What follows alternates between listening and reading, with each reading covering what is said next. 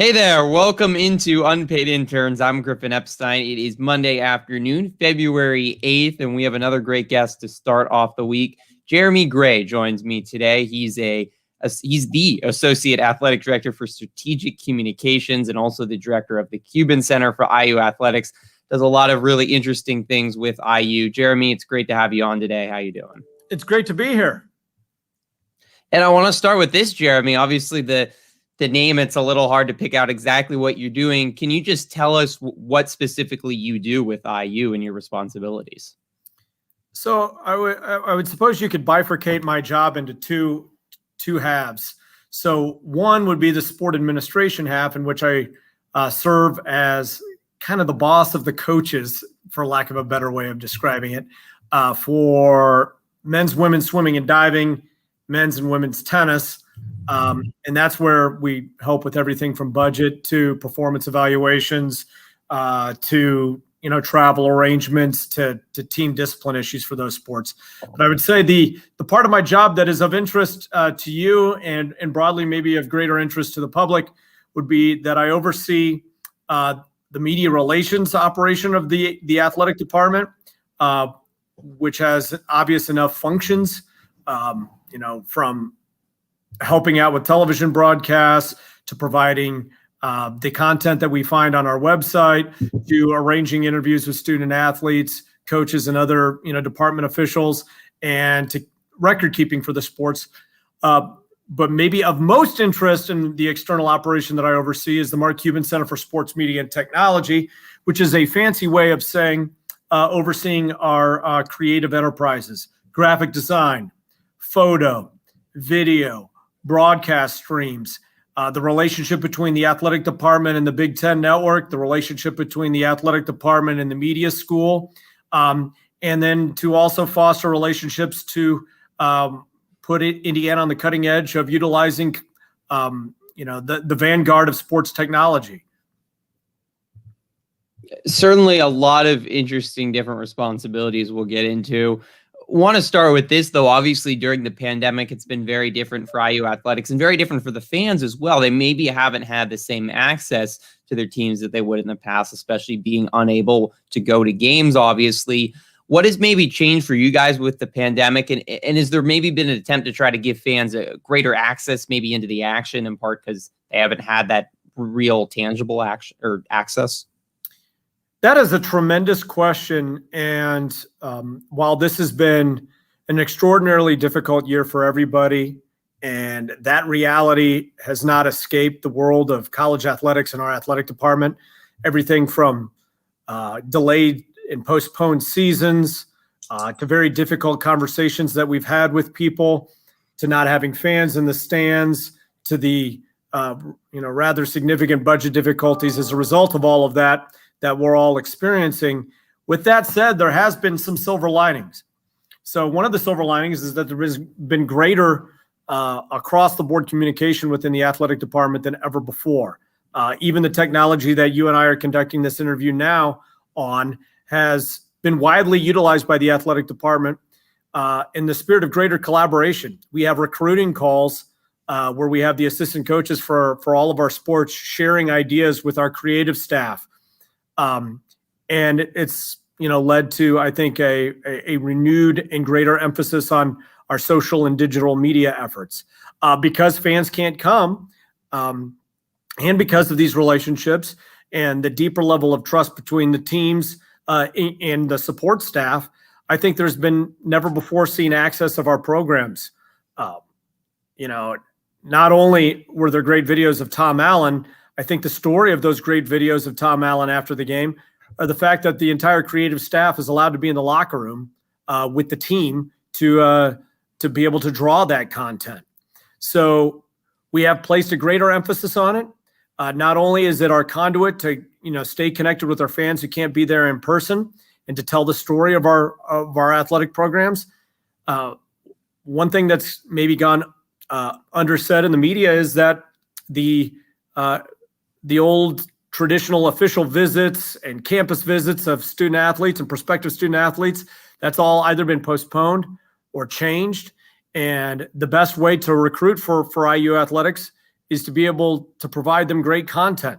And so, whether it's videos, graphics, interesting photography, ways to communicate on, Instagram and other social media platforms, that's of paramount importance for us.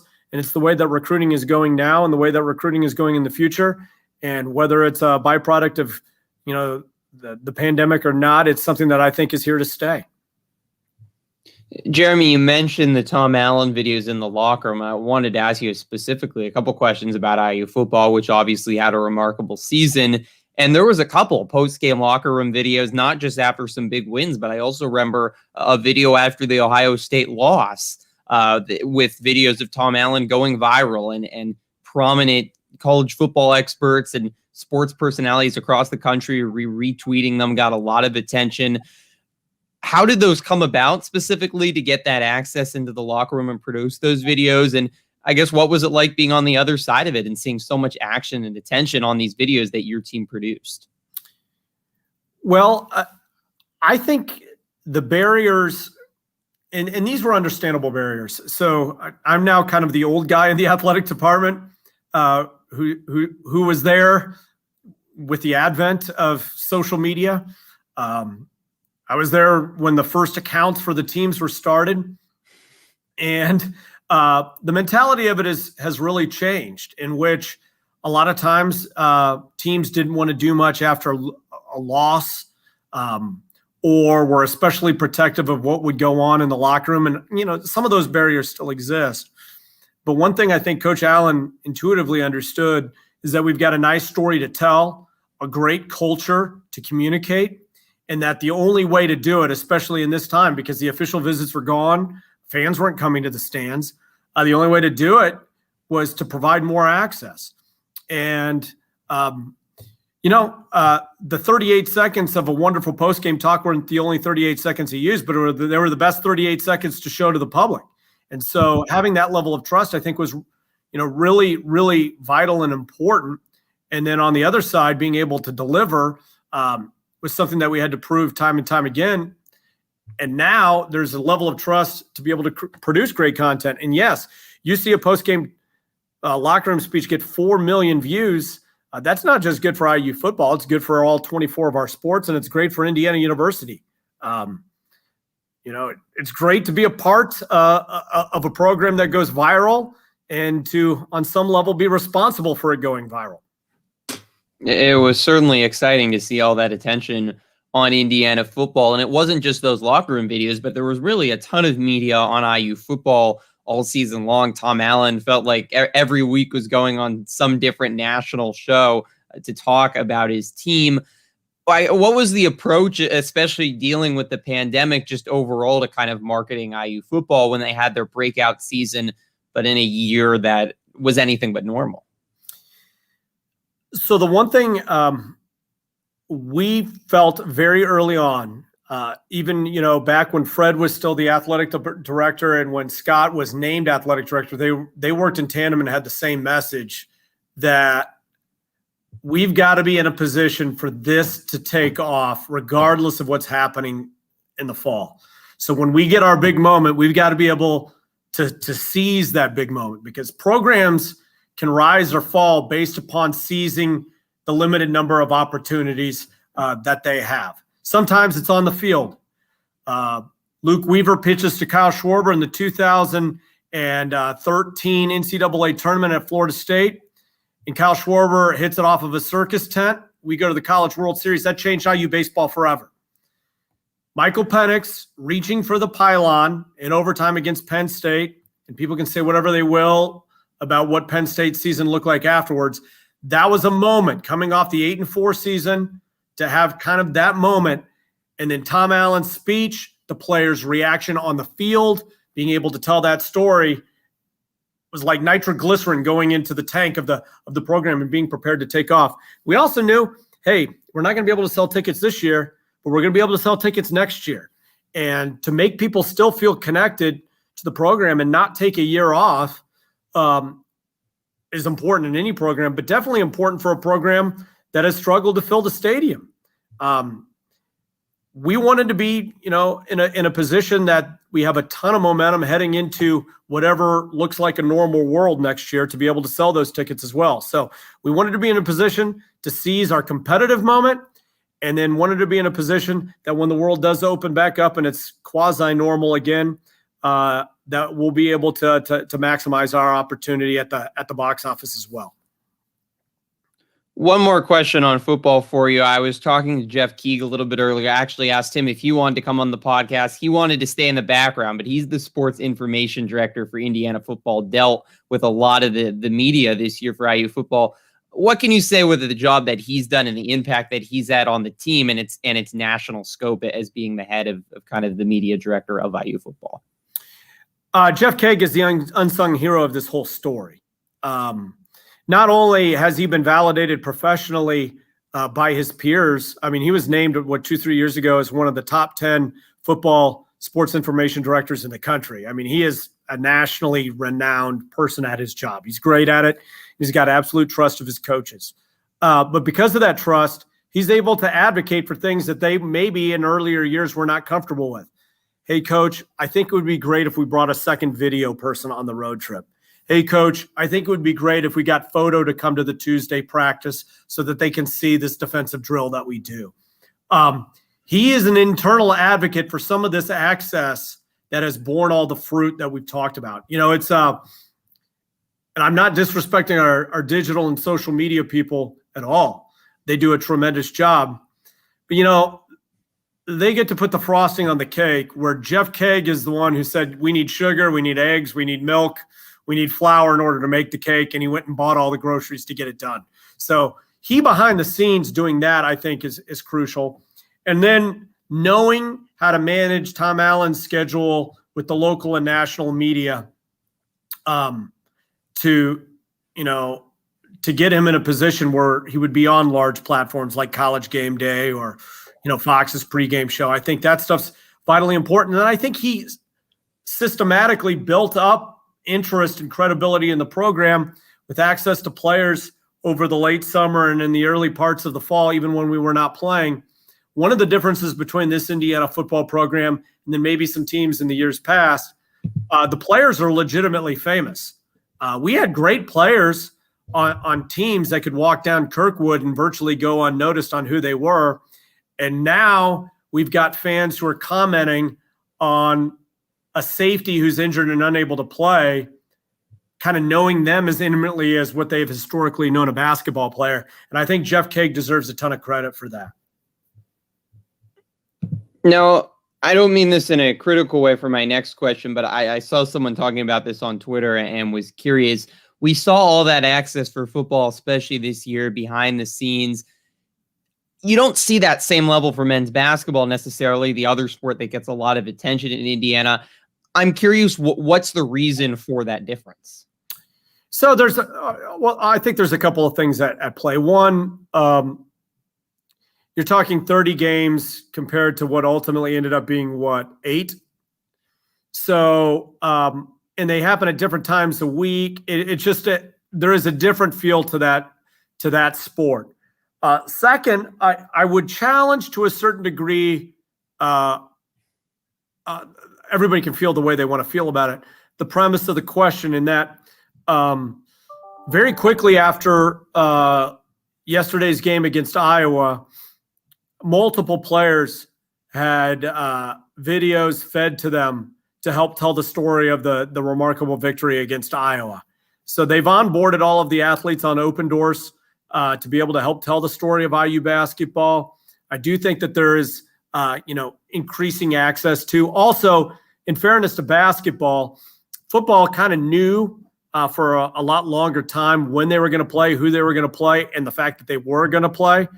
We literally got the basketball schedule the Thursday before, I believe, the Monday game that started off the season. So it was a little trickier to plan for. There are more games. So they are different that way. But I would say that basketball, especially in the months since October, has had a new emphasis on more access and expanding their social media reach. You mentioned the players have videos now that they can promote themselves. I know IU has a partnership to help with player promotion, and NCAA rules are starting to change and are going to change in the next couple of years on how players can legally do that. How much is IU paying attention to that and working with players so they can, in a way, even market themselves with the athletic department? Well, I mean, name, image, likeness is something that is a huge point of emphasis for my boss, Scott Dolson, myself, and a woman named Becky Panny, chair a task force within the athletic department. And task force is kind of a clumsy way of describing it, because a task force is something that, like, you work together for 3 months to solve this one issue and then you move on to something else. It's going to be a standing, functioning area of the athletic department. We've got primary recruiters from our major sports. We've got Olympic sport representation, compliance, experts in the field, people even from the media school and the Kelley School of Business, helping us, get positioned to be the leader for name, image, likeness issues when those rules do change. We were the first one to set aside such a task force. We were the second school to do the Open Doors Ready program in the country, only behind Nebraska. And the reason we followed Nebraska is the founder of the company was a Nebraska football player. So we were the first to jump on board with that. And now you see every school subsequently making an announcement that they're jumping on board with the Open Doors Ready program. So we want to lead in that. We believe it's going to be an important thing and here to stay. And also from a recruiting perspective, there was something that was especially eye-opening to me that I found out maybe a year and a half ago. Looking at the top 150 recruits in college basketball, somewhere in the order of like 5 of them followed IU basketball. And I thought that was terrible. And obviously that can improve. But then look, North Carolina was about 5 or 6. Duke was 8. Michigan State was 3. I'm kind of making up numbers, but I'm telling you that the numbers were really low. And then we looked and saw how many of the top 150 recruits actually followed players on our team. And that number jumped to like 37, 40.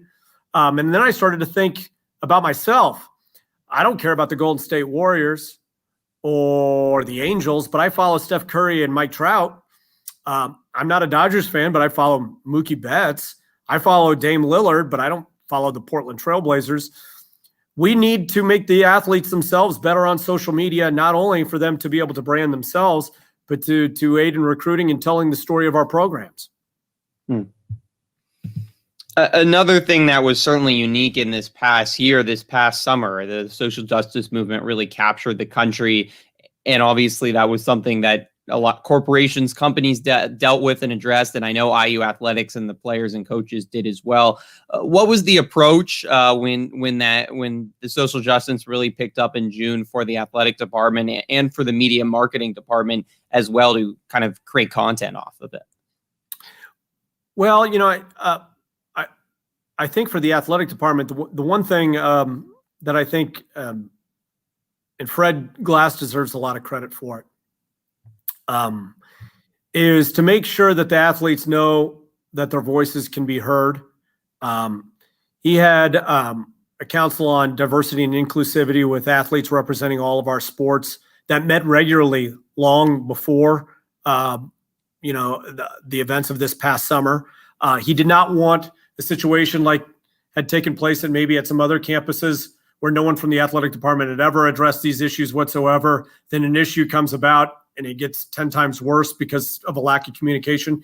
He wanted to make sure that was regularly communicated, and those concerns have been heard consistently over time. And Scott Dolson has carried that on. To making sure that, we're providing programming to talk about these issues. People know where to turn for support. They know that we will allow them, within the bounds of decency, to voice their opinions and let their voices be heard. And then, and I will say this, and this will come off self-congratulating, and I had nothing to do with it other than we employed the guy. Brandon Spahn's Unity Fist, that was seen as our logo that you'll see on all of the uniforms of our team. I think it's the best in the business. Every school's done one, but ours, I think, is especially sharp, to the point we've had dozens of people call and ask where they can get the sweatshirt with the Unity Fist that you see on the sidelines of games. So, we did that to, express that, had Tony Dungy talk to the student athletes and staff on Martin Luther King Day, consistent programming by Maddie White and her staff. But this has been a value of the athletic department for a long, long time. You mentioned Scott Dolson. He took over as athletic director also back in the summer for Fred Glass, was the deputy athletic director before. What's that transition been like? Have there been any adjustments for the athletic department transitioning from Fred Glass to Scott Dolson? Every manager's got a different style, and whoever follows me in my role will have a different style than I do. So, there's some modest differences between the two of them, but really, it's been a seamless transition. Scott has been in almost every important conversation related to IU athletics over the last 12 years. Fred did a great job of, bringing him into the fold and also relying on his counsel to help develop him for this role. And when the events of March hit last year, Scott went to every meeting with Fred. And they talked about everything from the budget, how to deal with the pandemic, to the issues of unrest that you just alluded to from this past summer. Scott was in all of those conversations. He also has an intimate understanding of the institution itself and what some of the issues are that I think proved invaluable in this year, maybe above all others. It would have been very difficult for someone who did not have that institutional memory and understanding to jump into it midsummer with everyone working remotely and not knowing whether we were going to have a season and learning about what all the budget issues might be as it relates to the pandemic. The fact that it was somebody who knew what was going on and had been involved in every conversation at the behest of Fred Glass, I think has really paid off well. And it's been a seamless transition between the two of them. Now, I want to talk a little bit more about the content you oversee and produce, and mention you're the director of the Cuban Center. You touched on it briefly, but was hoping maybe you could expand on it a little bit more, what specifically it does, how that content that is specifically produced in the Cuban Center is then used to promote the teams in the athletic department. Yeah, so there's some of the obvious ways, which would be on the big three of Facebook, Instagram, and Twitter. That's a great way to engage fans, and to a certain degree, especially Instagram, with recruits.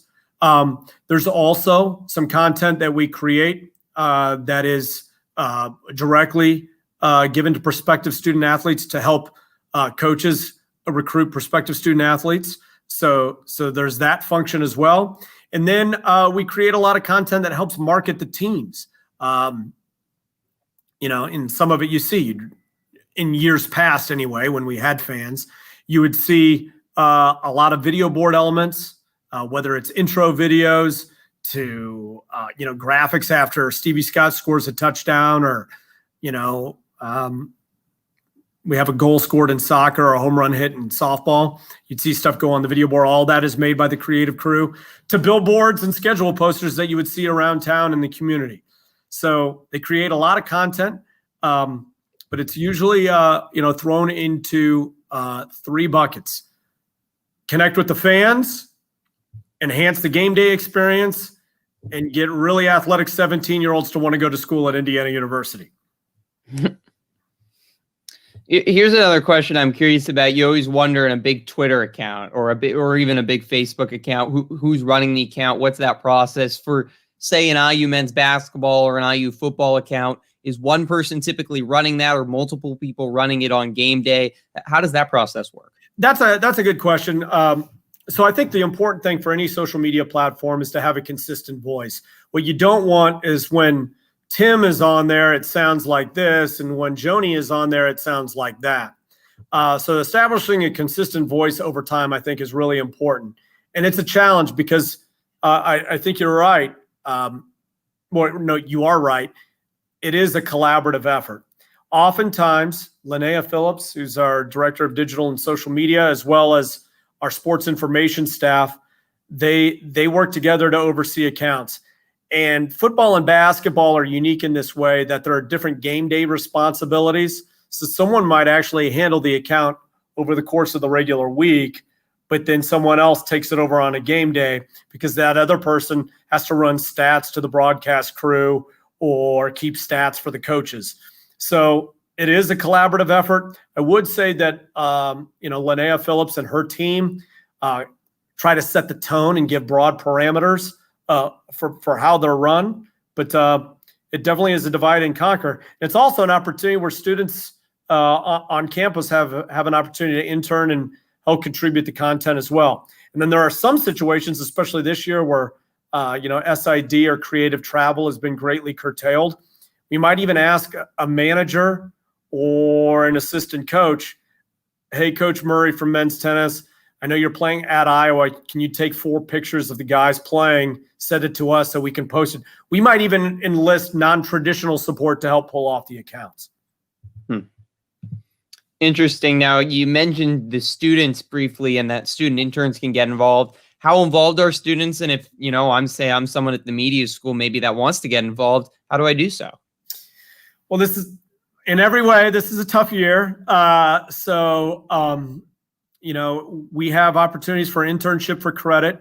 I anticipate next fall will open up considerably, but you can always reach out to me, jfgray@iu.edu.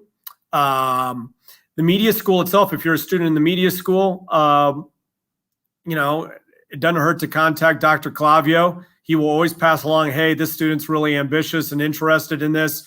Do you have any spots for them? And we'll at least reach out to them. But I think that's a place to start. And then it kind of depends on the discipline. If you're a graphic designer, I'll give you a different name. If you're interested in social media, I'll give you a different name. If you're interested in video, I'll give you a different name on who to contact. And we're looking for people at a variety of skill levels because they tend to build over time. And you might start off doing this here in year 1, but by year 3, you're in the football huddle at practice. So, it's a little bit like the belt system in karate, I guess. We hope to have you graduate a black belt, and we've had students who get jobs with everyone from the Pittsburgh Steelers to the Atlanta Hawks to NBC Sports. It's been a remarkable journey. Now, even though the pandemic is certainly, I know, curtailed some of the things you can do, technology continues to evolve, continues to improve. Especially with those improvements in technology, what are maybe future ideas and projects that you guys can work on as technology continues to improve? Well, I think one of the things, and I'm just going to steal from someone who knows, Mark Cuban really believes that augmented reality is going to continue to grow, blossom, develop in a way that will be important in the sports space. So continuing to keep an eye on augmented reality, I think is going to be really important. And then we really got into this early on in the stage with the Cuban Center, which was virtual reality.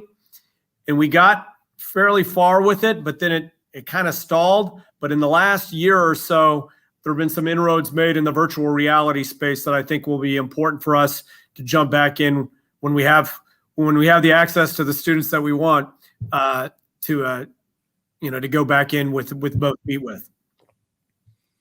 2 more questions for you, Jeremy, before I let you go. Just overall for the industry, you've obviously spent a lot of time first in the sports media and now the sports marketing and administrative side. What's kind of the future for college sports and sports marketing that you think going forward over the next 10, 15 years?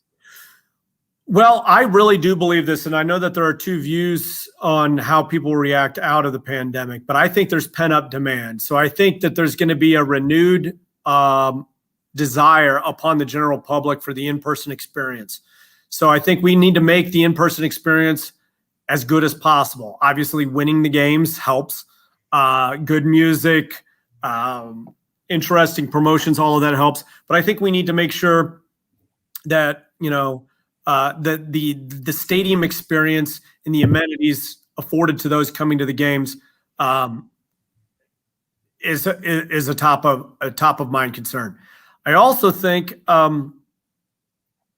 the future of college sports, I feel, is really bright. I mean, I think there's a ton of uncertainty to it, but I think a real case can be made that the second most popular sport in America is college football, and the most popular, obviously, being the NFL. I think that's going to continue, to grow. It's appointment viewing that people can count on it every single Saturday. So I think it's a very, safe and stable place. And then I also think there's some sports of the future that I think are going to be really important for people to pay attention to. When I went out to Portland, met with people from Adidas, they have a huge emphasis on volleyball. Volleyball is a sport that's exploding nationwide. The participation numbers are through the roof. It's an exciting watch. It's great on television. I'll be interested to see how that sport goes. And then I think, women's sports in general are growing in popularity, and kind of the cradle and the chief incubator of that is the college sports space. So I'll be really interested to see where women's sports goes in the next 10 years.